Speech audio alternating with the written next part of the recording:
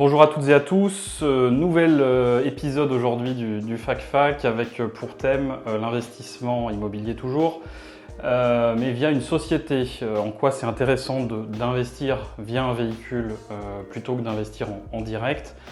C'est des éléments qu'on évoque aussi régulièrement avec nos clients. En réalité, il y a pas mal de raisons d'investir via une société.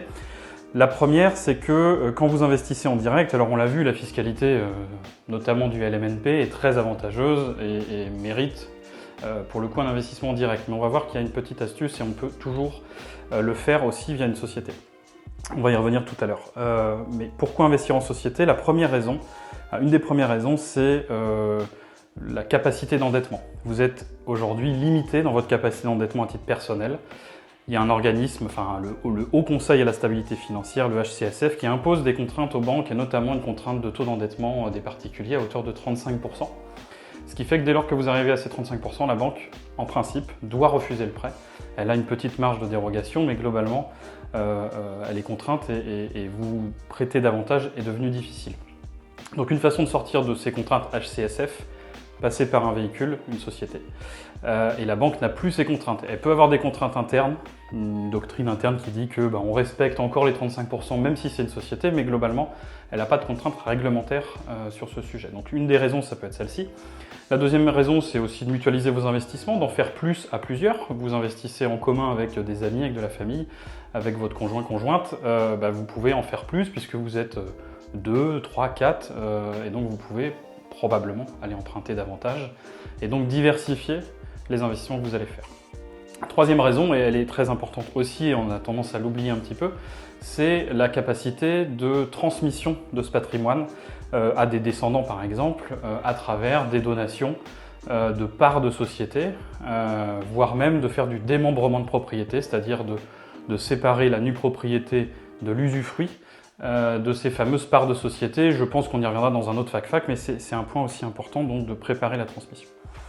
Donc dans cet épisode, on va regarder essentiellement deux formats de sociétés, que sont la société civile à objet immobilier, c'est-à-dire la société civile immobilière, la SCI, et on va regarder la SARL, qui sont les deux sociétés, les deux formes de sociétés que l'on voit le plus pour investir. Il y a aussi la SNC, on voit aussi des sociétés par action simplifiée, des SAS aussi, mais on va rester sur les SCI et SARL qui sont les principales, et on va les regarder sous leurs deux déclinaisons fiscales, à l'IR et à l'IS, parce que ces deux formats de société peuvent exister à l'IR et à l'IS.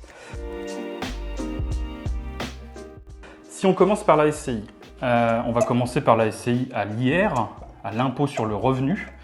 La particularité de la SCI à l'IR, c'est que les associés, donc quand vous allez créer la structure, et que ce soit dans une société civile ou une SARL, il faut au minimum être deux associés. Quand vous allez créer une société civile, vous allez pouvoir opter. Alors vous allez opter pour l'IS en réalité, puisque l'IR c'est de base. Donc de base, quand vous allez créer votre société civile, elle sera à l'impôt sur le revenu. Donc ce sont les associés qui seront imposés. La société elle-même ne paiera pas d'impôt. On parle de transparence ou de semi-transparence fiscale. Ce sont les associés qui payent l'impôt. Ça c'est important à comprendre pour la suite. Et c'est la grande différence qu'il y a avec l'option pour l'impôt sur les sociétés, l'IS. Donc ce sont les associés qui payent l'impôt. Aujourd'hui, vous êtes une personne physique, vous investissez, vous créez une SCI, vous êtes du coup imposé à l'impôt sur le revenu. Tous les revenus qui vont sortir de cette SCI, par définition, ce seront des revenus issus de location immobilière, donc ce seront des revenus fonciers. Donc ce qui va se passer, c'est que les associés vont déclarer les revenus de la SCI, donc en réalité le bénéfice de la SCI, aux revenus fonciers.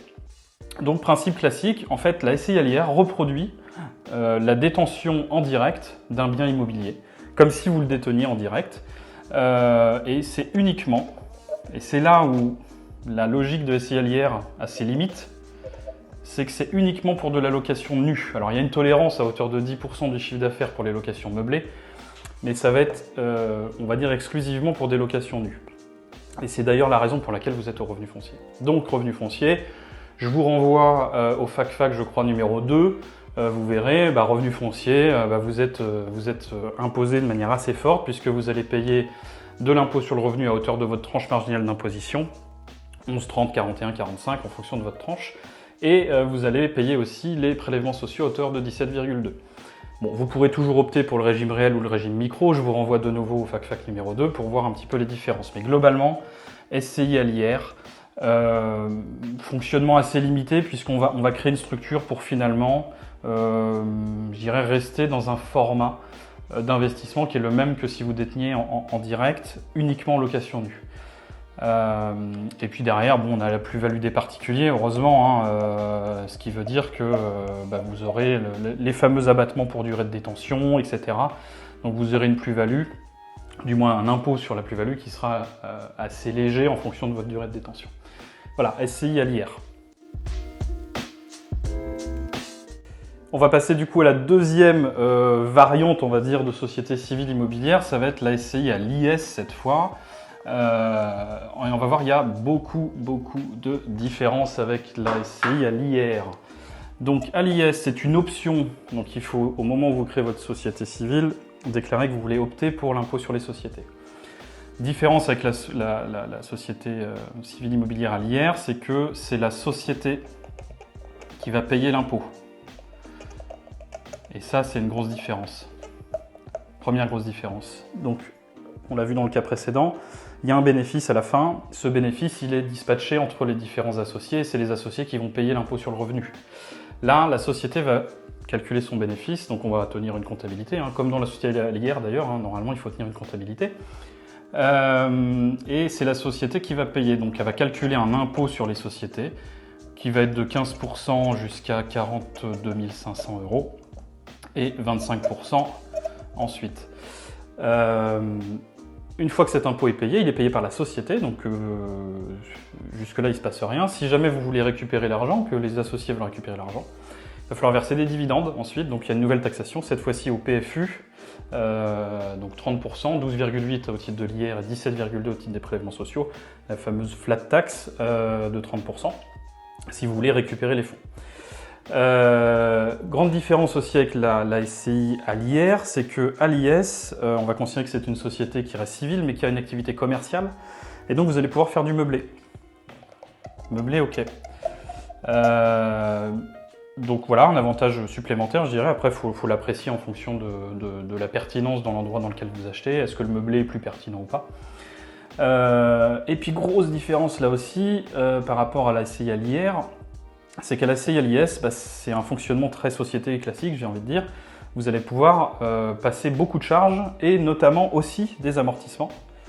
Et ça va faire en sorte que, en fait, réellement, et comme dans le format LMNP qu'on connaît en détention directe, les charges et les amortissements vont vous permettre d'avoir un résultat net à zéro. Et donc en fait, théoriquement, il y a de l'IS, il y a de l'impôt. Dans les faits, il n'y en a pas. Dans les faits, il n'y en a pas parce que tant que vous détenez le bien et que vous passez les charges et les amortissements, il va se passer beaucoup d'années avant que votre résultat net soit positif et donc que vous rentriez dans l'impôt. Alors, la conséquence de ça, c'est que s'il n'y a pas de résultat net, il n'y a pas de dividende. Donc en fait, vous êtes bloqué à l'intérieur de la société. Le cash qui pourrait éventuellement être généré du fait de ces amortissements qui ont pour conséquence d'avoir un résultat net à zéro, voire négatif, vont avoir pour conséquence de ne pas pouvoir distribuer du résultat.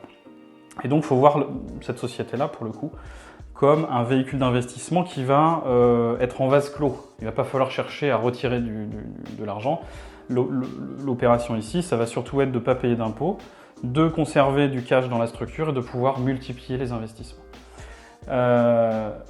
Un point important, et on va le voir sur la SRL juste après, en SCI, les dirigeants de la société sont appelés des gérants. Dans la SCI, il n'y a pas de cotisation sociale minimale, donc il y a un coût de gestion de la structure qui est assez faible, qui est de l'ordre, on va dire, entre 500 et 1000 € par an pour tenir la comptabilité qui est relativement simple, et ça s'arrête là. Donc structure assez light en SCI à l'IS et avec un impôt qui sera probablement à zéro.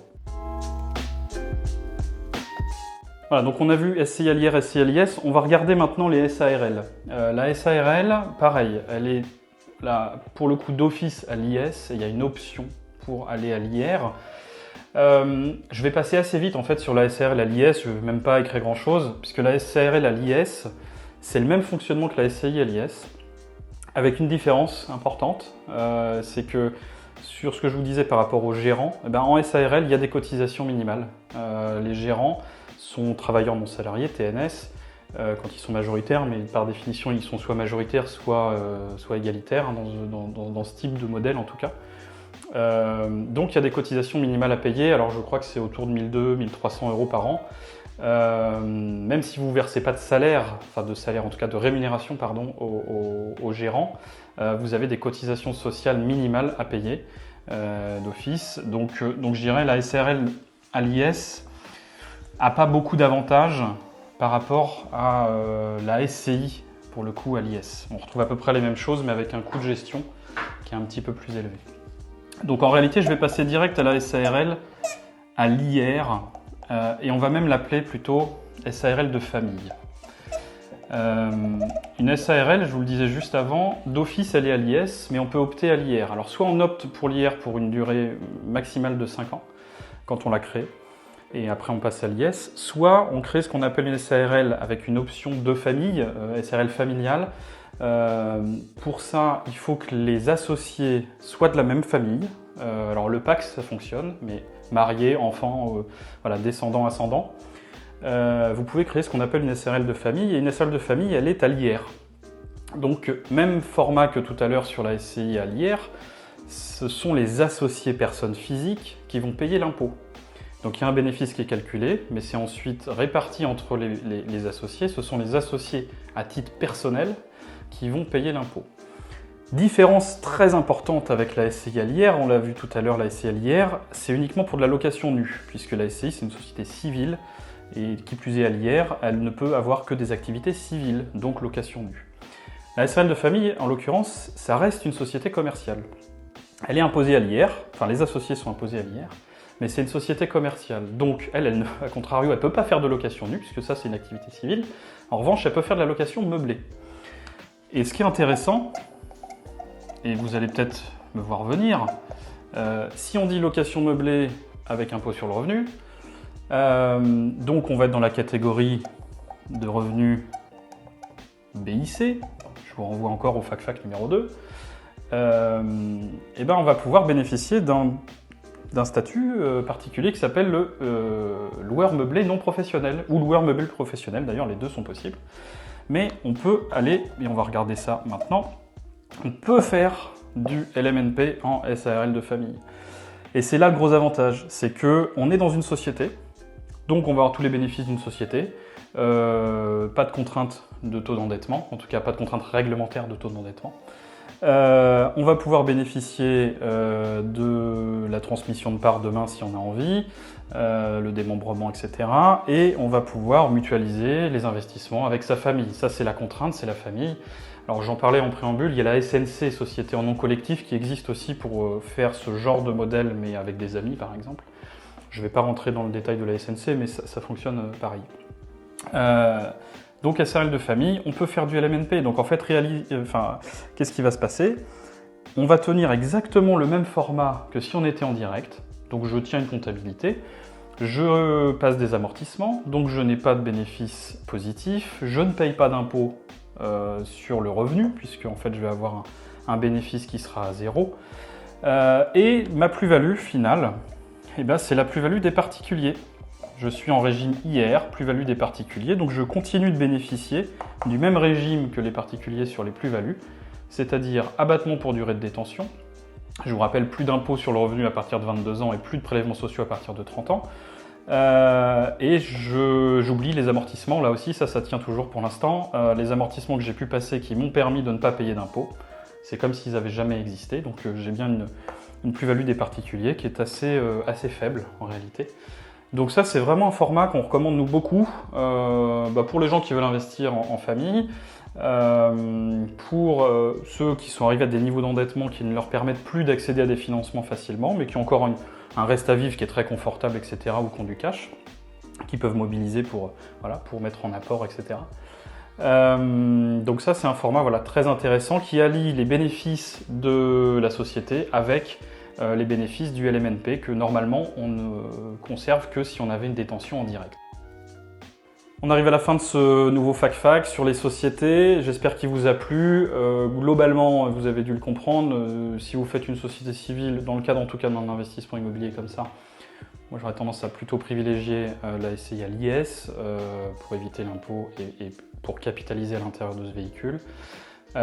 Pour continuer de bénéficier du statut LMNP qui est très avantageux aujourd'hui, plutôt SARL de famille, donc une SARL qui est à l'IR.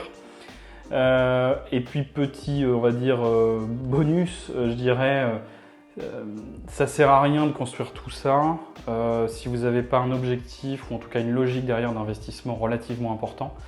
Si vous le faites pour acheter un studio, en vrai l'intérêt est assez limité.